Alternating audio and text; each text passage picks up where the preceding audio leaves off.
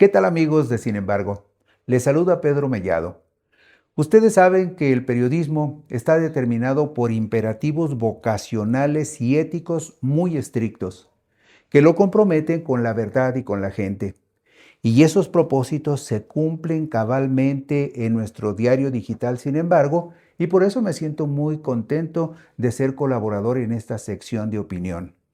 Una sección de opinión en la cual hemos documentado con toda certeza todas las reformas constitucionales que se hicieron en el país, desde el gobierno de Miguel de la Madrid, pasando por el de Carlos Salinas de Gortari, Ernesto Zedillo Ponce de León, Vicente Fox Quesada, Felipe Calderón Hinojosa y Enrique Peña Nieto. Reformas que tuvieron un solo propósito: desmantelar las empresas públicas y privatizarlas para ponerlas en manos de sus cómplices empresarios corruptos con políticos corruptos.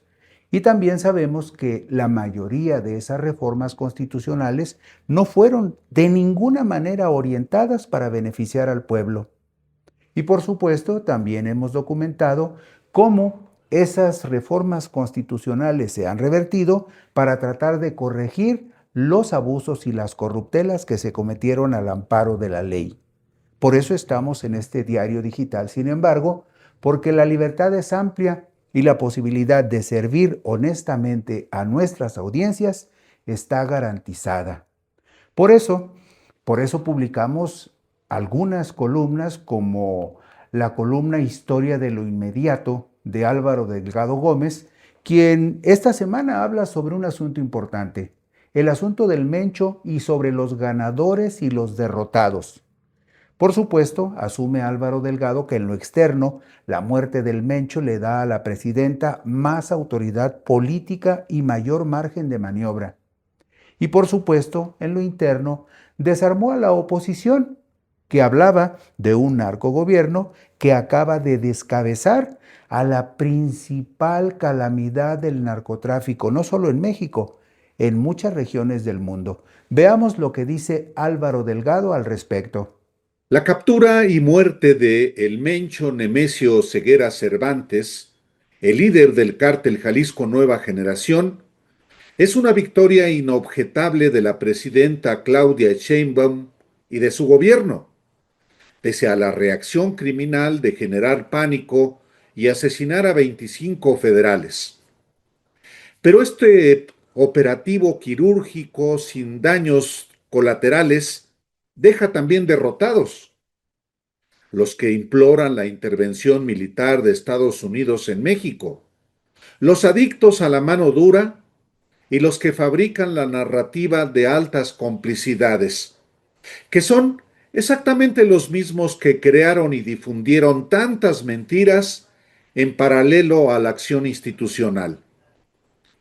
En lo externo, la muerte del Mencho da a Claudia Sheinbaum más autoridad política y una mayor margen de maniobra en su relación con el gobierno de Donald Trump en momentos en que se negocia el TMEC o un acuerdo bilateral. Y sobre todo neutraliza las amenazas de violación a la soberanía nacional y la integridad territorial de México, porque queda de manifiesto que la cooperación y coordinación es importante, pero jamás la intervención extranjera.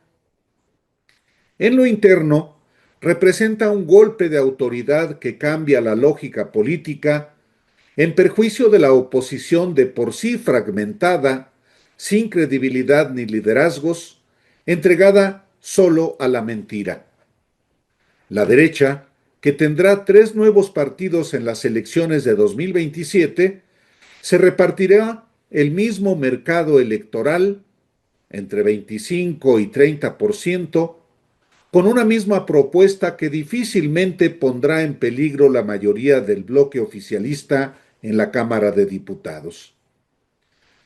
La operación del ejército contra el Mencho exhibe también a los adictos a Felipe Calderón, porque por más que quieran asociarla a la guerra, se trató de una planeación y ejecución quirúrgica, sin la muerte de civiles inocentes antes y después de la misma. Aunque hubo daños materiales en la estrategia criminal de infundir pánico y bajas también en las fuerzas federales, los Calderones hubieran querido un reguero de sangre que no existió. La manera en que fue abatido el líder del cártel Jalisco Nueva Generación contrasta claramente con los operativos castrenses de Calderón, como la ejecución de Arturo Beltrán Leiva, alias El Barbas, cuyo cadáver fue cubierto con billetes llenos de sangre. Otra clara diferencia con la estrategia del panista es que Genaro García Luna, su mano derecha, está preso por ser narcotraficante. Nada menos. Además del triunfo que representa para la presidenta Sheinbaum y su gobierno la caída de El Mencho, también significa una victoria para las fuerzas especiales del ejército mexicano. Y por supuesto, hay otros temas que también son importantes. Usted sabe que la actual administración ha puesto énfasis en los asuntos relacionados con la salud. Después de la pandemia por el COVID-19, nos dimos cuenta que había muchos mexicanos que además de padecer el COVID, también padecían otras enfermedades que fueron determinantes para que muchas personas murieran. Por eso, Alejandro Calvillo, en su columna El Poder del Consumidor, nos habla de la copa de la diabeticola. Y usted sabe a qué se refiere, a ese refresco negro, pegajoso, lleno de azúcar, que contribuye de manera definitiva a la epidemia de diabetes y enfermedades cardiovasculares que padece un número importante de mexicanos. Y bueno, el problema con esta copa de la diabeticola es que es uno de los principales patrocinadores del Mundial de Fútbol que en junio próximo realizará algunos partidos en las ciudades de Monterrey, México y Guadalajara. Por supuesto que es un asunto que se debe de atender y es más el perjuicio que el beneficio que recibe nuestro país con aportaciones de esta naturaleza. Por eso es recomendable leer El Poder del Consumidor de Alejandro Calvillo, que hace la siguiente exposición. Llega la Copa Mundial de Coca-Cola a México, el país con el mayor consumo de este producto y con los mayores daños en salud provocados por su alto consumo. De acuerdo al estudio publicado en febrero de 2025 en la revista científica Nature Medicine, el consumo de este tipo de bebidas en México provoca cada año 169.425 nuevos casos de diabetes y 60.850 nuevos casos de enfermedades cardiovasculares. Es decir, 230.000 nuevos casos de diabetes y enfermedades cardiovasculares son provocados por el consumo de bebidas azucaradas cada año, y este producto es el que más se consume.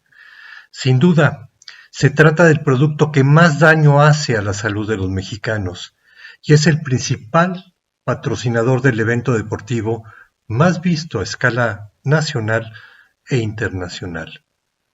La Ciudad de México y el país comienza ya a invadirse de solamente la primera etapa publicitaria de Coca-Cola con la Copa Mundial. Ya en esta primera campaña, que formará parte de una larga secuencia de diversas campañas publicitarias de Coca-Cola con el Mundial, Coca-Cola no tiene remilgos en violar la ley.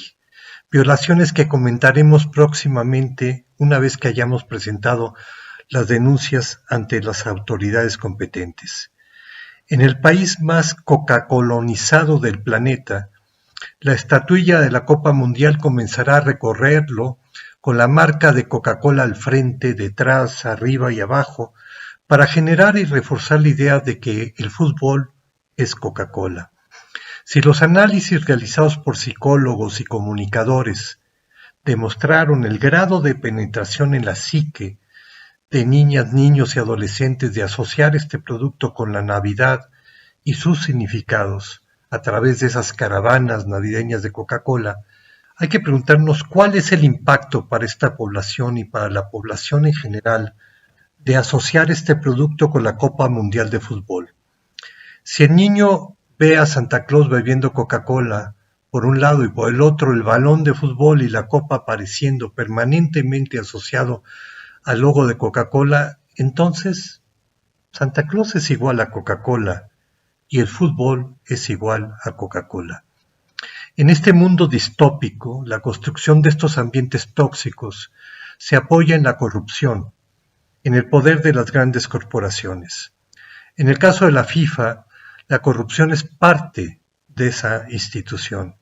Basta ver el último acto del propio presidente de este organismo, Gianni Infantino, que durante el sorteo de la Copa Mundial 2026 en diciembre pasado, otorgó al presidente Donald Trump el nuevo Premio de la Paz de la FIFA. El establecimiento de este nuevo premio y su entrega a Trump no fue consultado por Infantino, ni con el Consejo de la FIFA, ni con sus vicepresidentes. Así se maneja la FIFA. Y si quiere cambiar un poco el tono de los temas que esta semana están disponibles en la sección de opinión de Sin embargo, busque a Juan Carlos Monedero.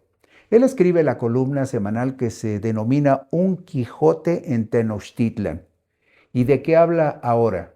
Bueno, nos dice que hay que tener mucho cuidado con los cuatreros gringos, porque siempre regresan y no siempre con las mejores intenciones. Y por supuesto, argumenta Juan Carlos Monedero que hablar del imperialismo no es una cosa vieja propia de mentes perezosas. Es tan real como el hambre, la sed y la enfermedad que amenazan a millones de cubanos por culpa de los mismos que lanzaron bombas nucleares en Hiroshima y Nagasaki. ¿Quiere usted saber cómo argumenta Juan Carlos Monedero?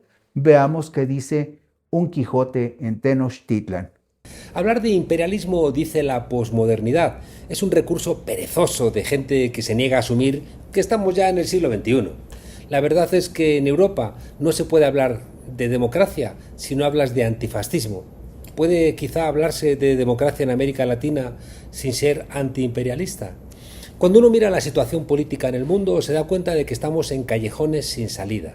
Hay una potencia mundial, los Estados Unidos, que en un momento de crisis económica y geopolítica ha llamado a un liquidador para que le solvente sus problemas internos, cobrándoselos, como siempre, al mundo. Y también, como siempre, castigando a los de dentro que protestan, porque siempre ha habido también norteamericanos decentes. Se trata de una potencia con capacidad nuclear, que gasta en armamento casi $1 billón, el 39% del gasto mundial, cifra que supera la suma de los siguientes 10 países, incluyendo a China y Rusia, cuidado. Estados Unidos ha solventado históricamente sus problemas con bombas, con misiles, con mercenarios, con golpes de Estado, con presiones.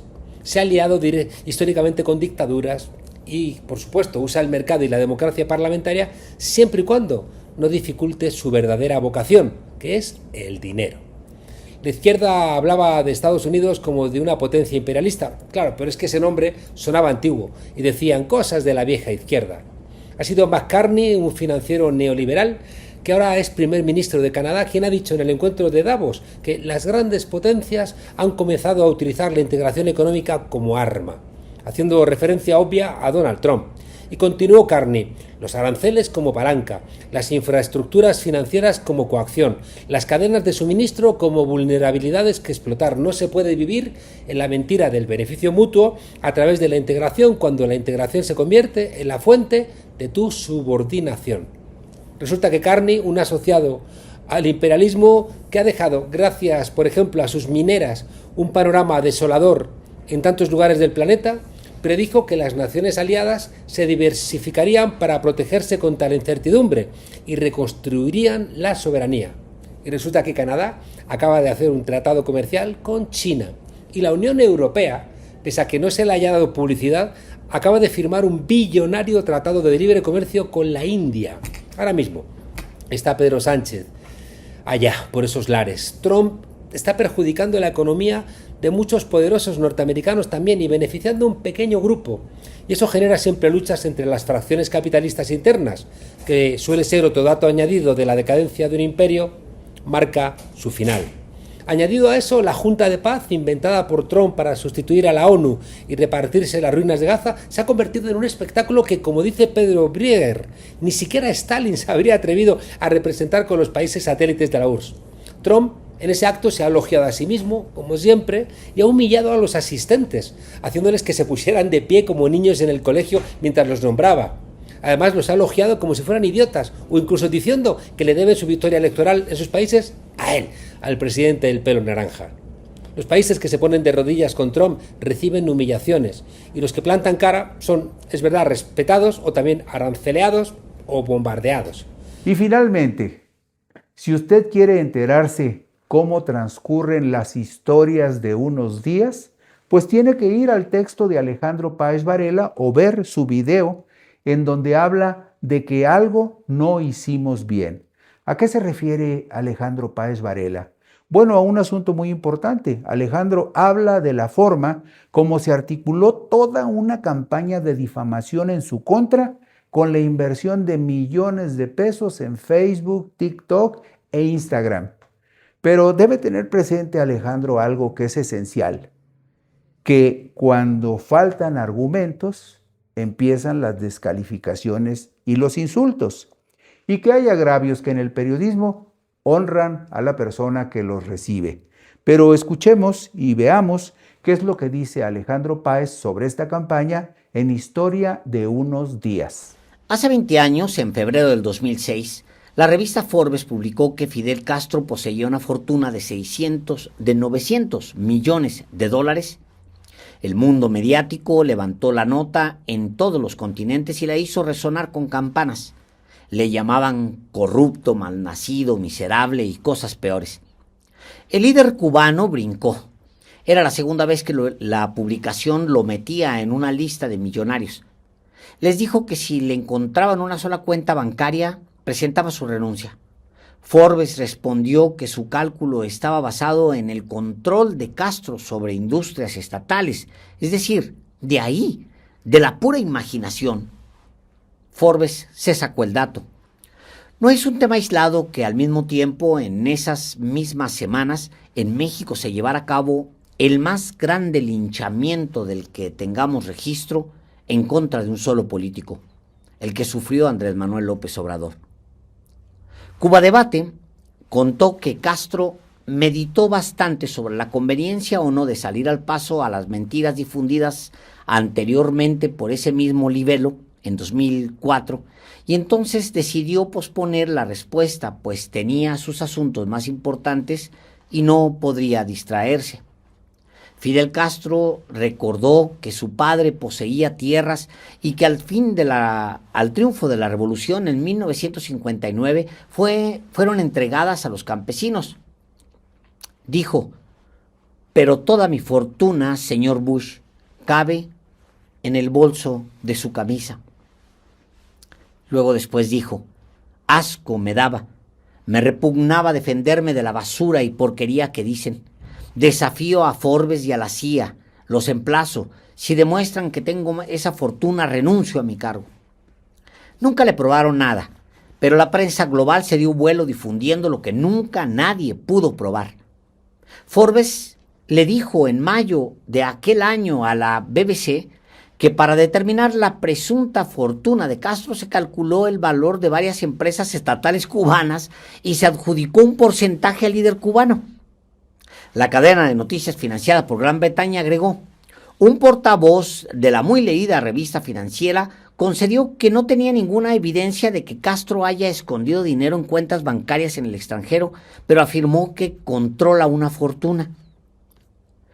Si alguien como Castro quiere escapar del país y llevarse una suma millonaria, podría hacerlo, dijo el vocero de Forbes a BBC. Parece una mala broma, pero no lo es.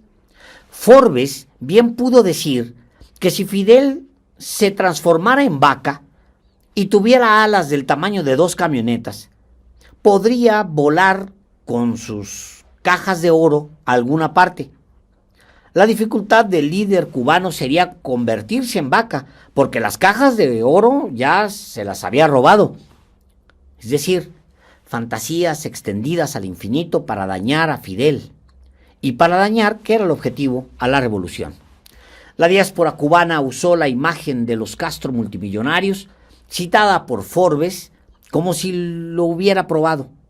Los periodistas anticastristas no se metieron al detalle porque implicaba desmentirse, pero sus columnas y reportajes en Europa y en Estados Unidos y en Asia y en América Latina y en Canadá y en México y en el último rincón del planeta imaginaban lo que sería que un líder barbón comunista tuviera dinero guardado mientras que su pueblo moría de hambre. Como usted pudo escuchar y ver, tenemos un amplio catálogo de temas de actualidad en la sección de opinión de nuestro diario digital, Sin embargo. Por eso lo invito a que cada semana se dé una vueltecita por nuestra plataforma digital, por nuestro canal de YouTube, porque siempre habrá algo importante e interesante que compartir con todos ustedes, porque finalmente el propósito de nuestro trabajo está comprometido con la verdad y con la gente, porque usted tiene derecho a saber.